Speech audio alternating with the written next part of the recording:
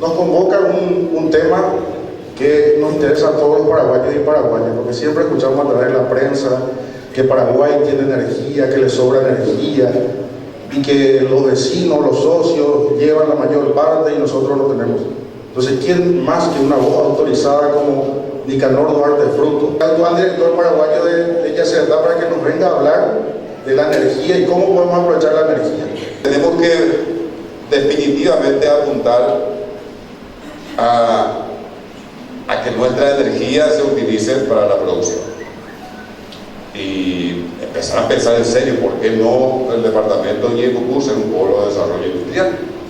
¿Cómo se llaman las empresas electrointensivas? Digo, ¿por qué no? Podemos hacer. ¿Qué falta? Y falta decisión política y falta, obviamente, las inversiones necesarias, pero previamente está la decisión política. Fíjese usted lo que puede llegar a ser el sur del Paraguay, con universidades públicas en Itapúa, está en Misiones, está en Ñeembucú. Si hacemos una alianza estratégica con una entidad en el marco de una definición clara de política energética, de política de desarrollo regional, esto puede, el sur puede constituirse realmente en un polo de desarrollo industrial, tecnológico y científico. Están dadas las condiciones, es cuestión de juntar las partes nada más. En definitiva, yo creo que en el Paraguay, definiendo una política energética clara, que sea realmente política de Estado, estamos en condiciones de construir, de cimentar y de financiar un modelo de desarrollo nacional que garantice el buen vivir para todos nuestros ciudadanos, para todas nuestras ciudadanas, que genere riqueza suficiente en una relación amigable con el medio ambiente. Yo creo que esto podemos lograr nosotros en la medida, repito, en que tengamos una política de Estado y en la medida en que nosotros como sociedad también exijamos a los gestores de las políticas nacionales a tomar estas decisiones claves y estratégicas para el desarrollo de nuestro país. Primero quiero expresar mi alegría por la renovación de un convenio con una universidad del interior del país, porque la idea del gobierno nacional hoy instalado, y por eso nuestro presidente está visitando a los líderes de los partidos de oposición, estuvo hablando con el presidente del Partido Liberal, Partido Frente Guazú, Patria Querida, porque creo que más allá de las diferencias políticas e ideológicas normales, tenemos la obligación, los paraguayos y las paraguayas, de construir puntos de coincidencia para avanzar en los temas que tienen que ver con el interés general de la nación. Cuando las instituciones públicas son capturadas por intereses económicos, el Estado deja de ser un lugar de la universalidad y se convierte en un espacio de legitimación de intereses corporativos, de intereses particulares, donde los que no tienen voces potentes, donde los que no tienen la capacidad de influir en las políticas públicas terminan relegados. Y el apoyo que hoy venimos a dar a la universidad se inspira en estas cosas, en democratizar el acceso a la educación superior universitaria de manera paulatina, de manera progresiva. Y esta renovación implica un aporte inmediato de 400 millones de guaraníes e iremos entregando según los proyectos que vayan presentando. ¿Por qué no podemos equipar el hospital escuela para formar profesionales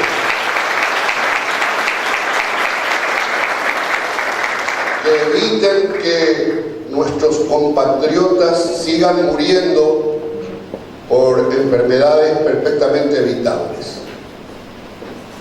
¿Por qué hay que centrar todo el esfuerzo en la salud pública? O por lo menos priorizar la gestión pública en torno a la salud pública. ¿Por qué? Porque en nuestro país y en muchos otros países la salud sigue siendo un privilegio, no es un derecho todavía. ¿Cuándo será un derecho la salud en el Paraguay? Cuando una madre campesina, un trabajador o cualquier ciudadano llega a un hospital y pueda lograr la atención de su salud sin necesidad de recurrir a los caudillos de las comunidades. Hay puestos de salud, hospitales que no tienen una mamografía. Hay puestos de salud donde no tenemos instrumentos para medir la presión. Y hay muchos recursos que se destinan a los consejos, a las gobernaciones, que tendríamos que optimizar mejor la administración. Y el pueblo, ustedes, deben ser un instrumento ciudadano de control, de acompañamiento de la inversión y también de denuncia de las irregularidades. Vivimos en una sociedad atravesada por las redes, por el enjambre digital. Vivimos en una sociedad que se está tornando supervigilante, hipervigilante, donde cada día quienes administramos la cosa pública tenemos que multiplicar el esfuerzo para que esos recursos lleguen al pueblo y que la transferencia que hacemos a las gobernaciones, a los municipios, se vean impactando en las condiciones de vida de nuestro pueblo. De lo contrario no tiene sentido. Yo saludo también al profesor Florentín Jiménez, gran músico, gran paraguayo, y recuerdo hace mucho, profesor, yo era ministro de Educación en 1994, tenía 37 años, tenía como hoy una gran pasión por nuestro país, por el arte, y empezamos la difusión de la música, de nuestros grandes músicos, de manera que la juventud paraguaya internalice, conozca quiénes son los portadores que han podido articular la identidad nacional, el alma de los pueblos, a través de la música, del canto, de la poesía, de la pintura, de la danza. Y hoy debo confesar que una vez más me emocioné al escuchar a estos jóvenes artistas, nuestra soprana, la pianista y el violinista, cantando los versos de Carlos Miguel Jiménez, poeta social paraguayo, el que a través de sus letras cantaba las angustias de nuestro pueblo, expresaba los dolores de la patria, pero también cantaba la esperanza de un pueblo hacia un futuro mejor.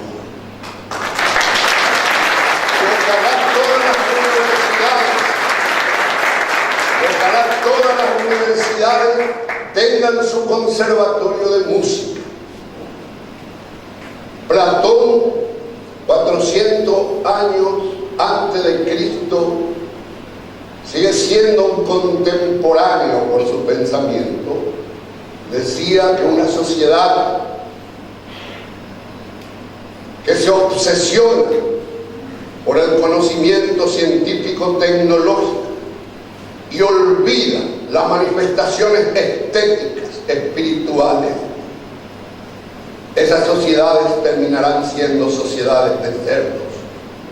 No tendrán ciudadanos ni ciudadanas, sino simples consumidores y consumidora de mercancías tiradas conforme a la lógica del mercado. Por eso,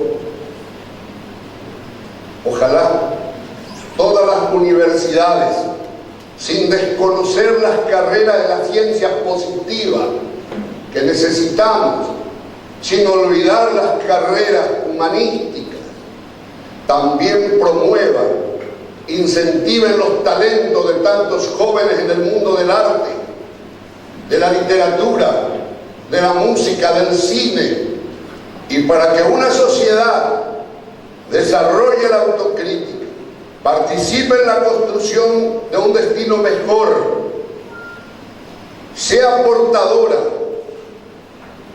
de cuestionamientos emancipatorios, el arte es importante. Si nosotros estamos entregando recursos para la universidad, estamos contribuyendo a la constitución de nuevos cuadros profesionales en el Paraguay. Estamos tratando de formar las nuevas élites en el interior y en el país. Si estamos invirtiendo en una terapia intensiva, estamos tratando de evitar que paraguayos y paraguayas mueran por enfermedades, reitero, perfectamente evitables, como ocurre hoy todavía en el Paraguay. Es más, la inversión social o los fondos sociales constituyen un resorte de orden rápido para resolver problemas que nunca resolveríamos en tiempo oportuno si apeláramos al presupuesto y a toda la burocracia que significa disponer de recursos. Entonces, que discutan en el Congreso, que lleven inclusive si quieren, si hay una ley. Yo les pregunto con el respeto que me merecen los señores diputados y senadores, ¿les parece que los fondos sociales de las binacionales, si pasaran bajo la tutela del Congreso Nacional, tendrían un mejor uso y llegarían realmente a los sectores más necesitados, conociendo la costumbre, la maña, las prácticas, el egoísmo, el clientelismo de la dirigencia política paraguaya, de la que yo también soy parte?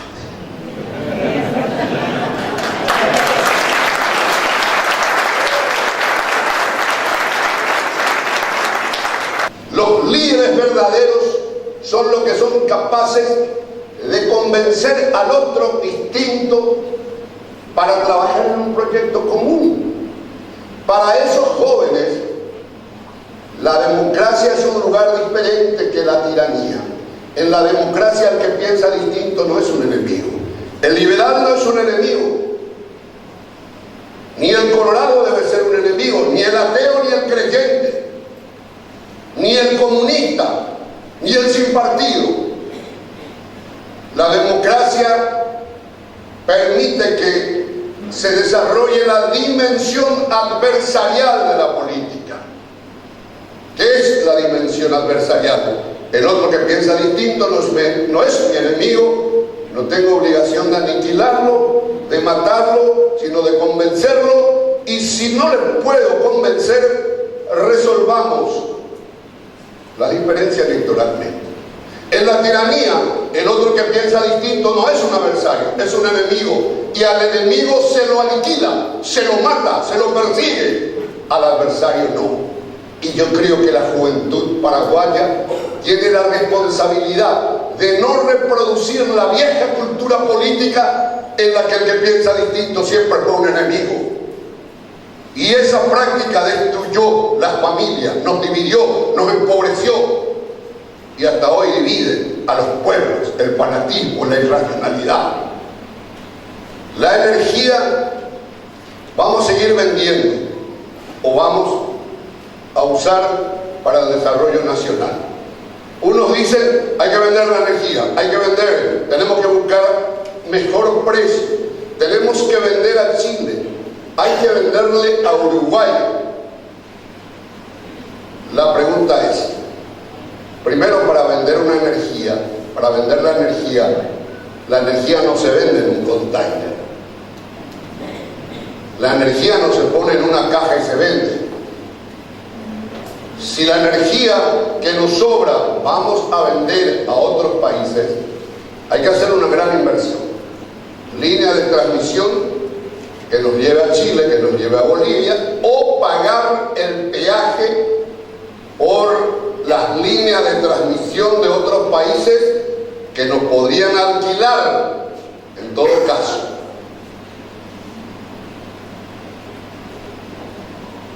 Siguiendo en esta línea, vendamos a mejor precio nuestra energía.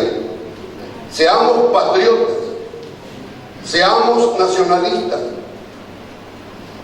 Yo creo que esta teoría de que hay que buscar mercados con mejores precios es lo que tenemos que saber constituye el extractivismo hidroeléctrico, el rentismo hidroeléctrico.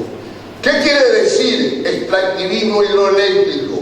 Que la energía es un commodity más que tiene el Paraguay, que va a estar librado a la lógica del mercado internacional, como la soja, como la carne. Dependerá de los vaivenes del mercado. Y en la misma línea, correcto, busquemos mejores precios. Nuestra energía es un commodity más. ¿Van a ingresar más divisas? Puede ser.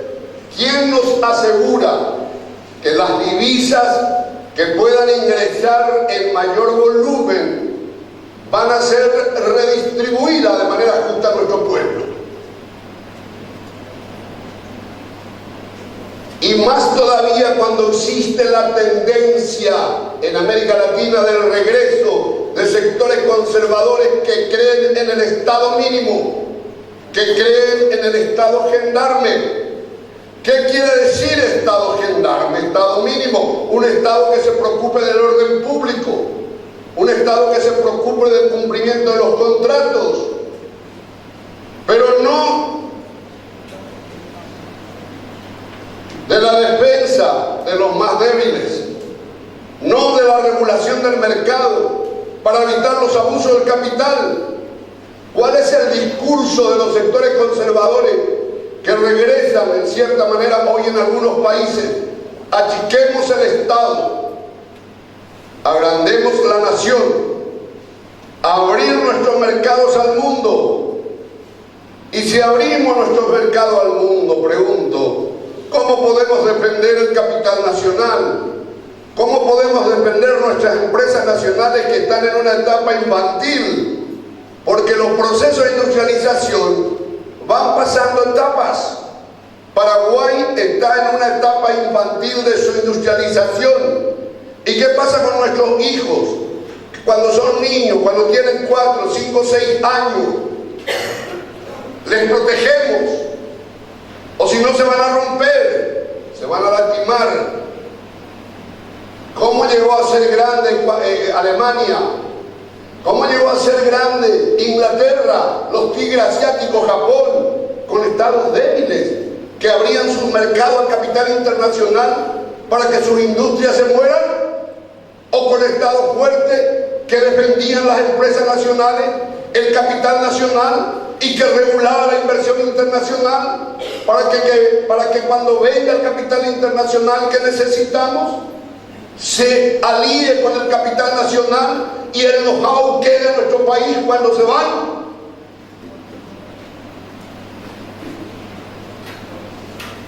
Y este es el gran debate. Yo creo, señores, que lo que nosotros tenemos que promover es que la energía que estamos produciendo sea destinada al desarrollo económico, social, industrial de nuestro país, mediante incentivos fiscales, mediante estímulos en defensa de nuestro mercado. Díganme, acá hay ingenieros industriales que se están recibiendo en una sociedad con una industrialización absolutamente frágil y sin futuro. ¿Por qué? Porque nuestra economía cabalga sobre qué rubro, jóvenes. ¿Cuál es la matriz económica de nuestro país? La matriz económica de nuestro país es la matriz agroexportadora. No digo que eso está mal.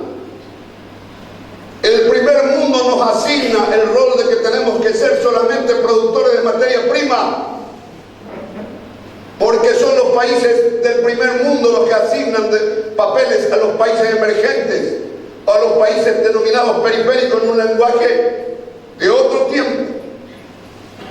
Entonces ñaño mandicó abati soja y donde ya producían la sojo allá vendían su pescuera. Y todo intento de nuestros países de industrializar nuestra materia prima, de pasar a un proceso manufacturero, siempre tendrá la objeción y la traba de los países del primer mundo y nos cerrarán sus mercados. Ellos nos hablan de que libre comercio, libre economía, y cuando nosotros queremos exportar nuestros productos manufacturados a la Unión Europea hace 20 años que se niega a firmar un acuerdo con el Mercosur. ¿Por qué? Porque son proteccionistas, porque exigen a los países en desarrollo libertad económica y ellos protegen a su producción primaria.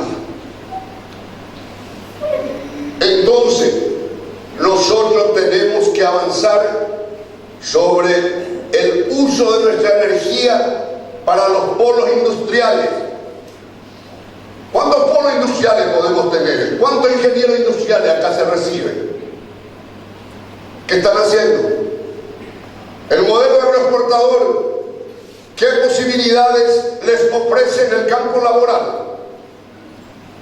Si no afectan más de 20, 30 personas en 500 hectáreas, por la tecnología de punta. Entonces, jóvenes, paralelo al modelo agroexportador, paralelo, no estoy diciendo que hay que cancelar, paralelo al modelo agroexportador, que nos genera mucho empleo, y que los grandes movimientos financieros producto de nuestra exportación de materia prima quedan en manos de las multinacionales, y las multinacionales 60 a 70% de sus beneficios remesan a sus matrices sin pagar impuestos. Hay que discutir esto en las universidades. Hablamos del Producto Interno Bruto. ¿Qué es el Producto Interno Bruto? Acá hay estudiante de economía.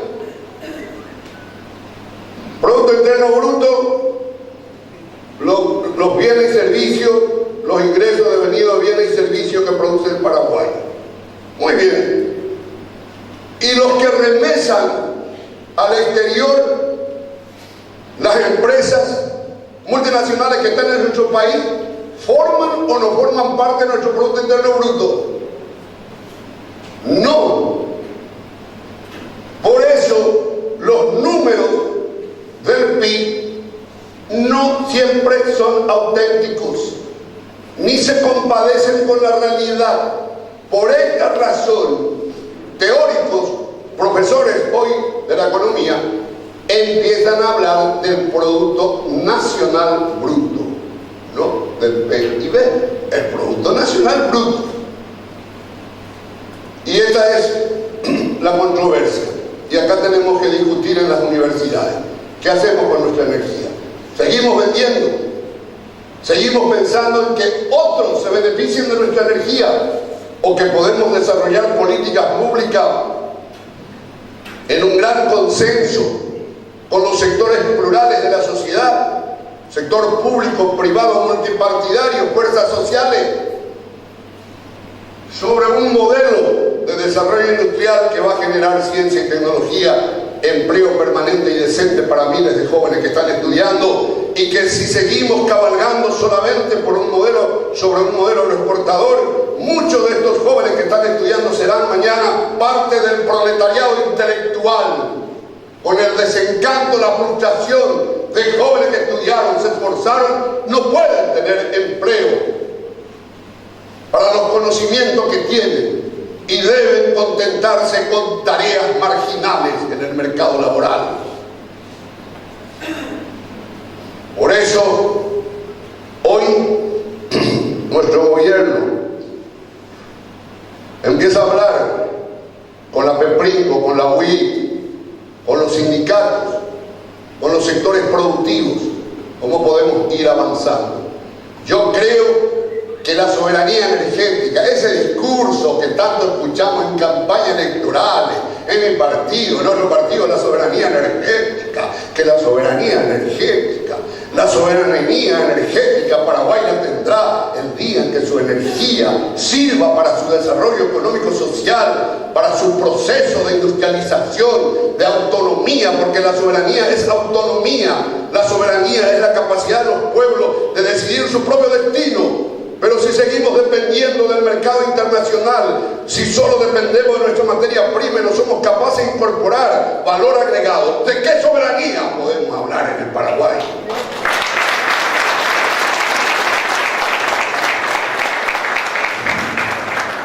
Bueno, yo con esto termino y agradezco una vez más la invitación y tengo una cierta envidia a la Universidad de Pilar porque veo que acá se genera espacio público, que acá no se teme al debate, no se teme a la controversia, no se invita mirando los colores o las ideologías o las creencias, se invita pensando en que las posiciones controversiales en la academia y en la política abordadas de manera responsable, argumentada, siempre servirán para el desarrollo nacional, para avanzar un poco más.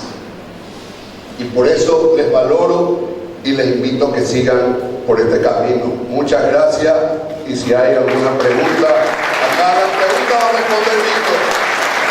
Muchas gracias, muy amable.